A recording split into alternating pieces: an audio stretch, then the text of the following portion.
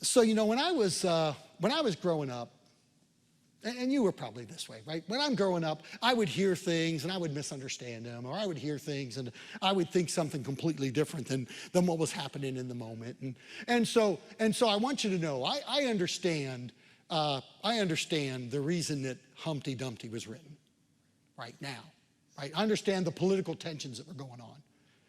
But like when I'm 7 years old and 8 years old, or however old I am, when I'm learning Humpty Dumpty, learning that nursery rhyme, I didn't understand all the political pressures. I didn't understand what the nursery rhymes were used for. I didn't, right? I'm just reading a nursery rhyme. I'm just memorizing a nursery rhyme, much like my granddaughter does today, right? She memorizes the nursery rhyme, and one day she's going to end up in a class in high school or in a class in college and go, what? That's what this means? I didn't know that. I just thought it was a cute little nursery rhyme. But when I first was reading that and learning that little nursery rhyme, Humpty Dumpty, you all know it, right? Humpty Dumpty sat on the wall, Humpty Dumpty had a great fall. All the king's horses and all the king's men couldn't come and put Humpty Dumpty back together again. So like I'm growing up, and I'm growing up in a home where my mother and father loved Jesus, and they're living out this Jesus life in front of me, and I'm receiving all sorts of instruction about who Jesus is. And then I'm reading this poem about Humpty Dumpty. And it really did create some like disturbances in me. Like it created some questions for me for Humpty. I just had some questions as a kid that haunted me. Like here's one of my questions when I was a kid. Right? One of my questions was, Humpty, why were you on the wall to begin with? Right? My dad always told me, make a decision. Get on one side or get on the other. Don't sit on the fence. Don't stay on the wall. Get on one side or the other. It's just not safe to be on that wall. Which obviously, panned out for Humpty. It wasn't safe for him to stay on that wall. But that was one of the questions I had. Humpty, what are you doing on that wall to begin with? Then the next question that I had for Humpty is, like, what really knocked you off the wall? Like, I mean, what was it that happened that caused you to fall off that wall? Was it the wind? Was it just the circumstances and the environment around you blew and blew and blew, and ultimately it was too much for you to stand, and you were blown off the wall by the circumstances of the environment of life? Humpty, was it a person? I mean, was there somebody else on that wall that is unnamed? And that person, they just pushed you off that wall, right? They just were after you, and they were out to get you, and they came after you, and they pushed you off that wall. But Humpty, maybe this. Humpty, did you jump off that wall? Did you make a decision that, it's not worth it, I don't want to fight it anymore, and you jumped off that wall?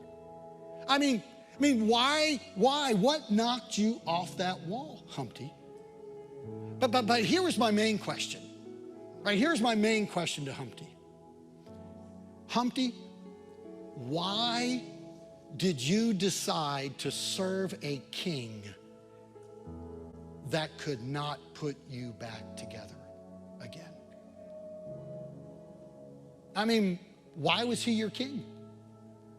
Why did you serve a king that can't put you back together again?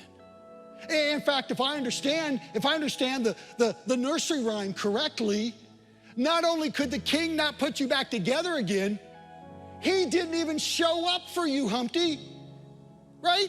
You know what he did? He sent all of his men, and he sent all of his horses. Seriously? He sent his horses. Oh, Humpty fell off the wall. Oh, king, you gotta understand there's a tragedy in Humpty's life.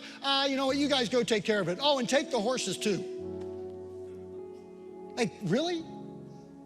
Because even as a little kid, you know what I understood?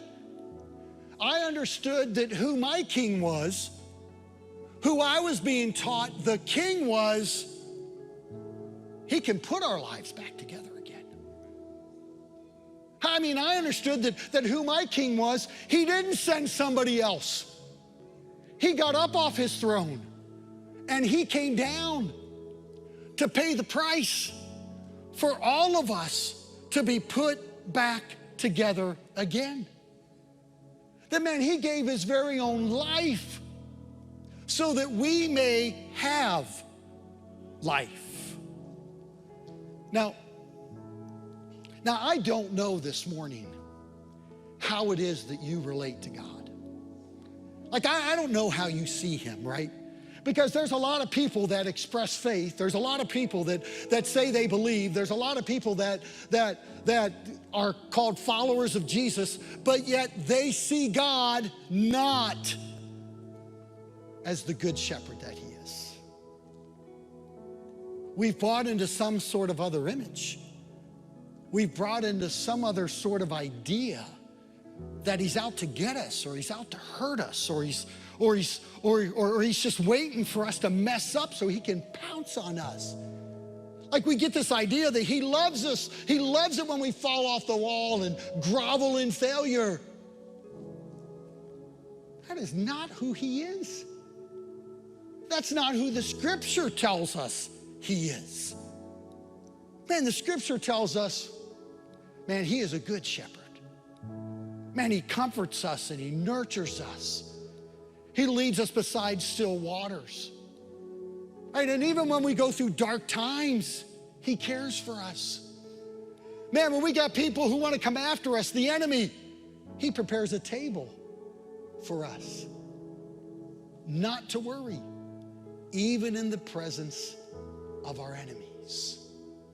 I mean, this is the shepherd that loves us and cares for us.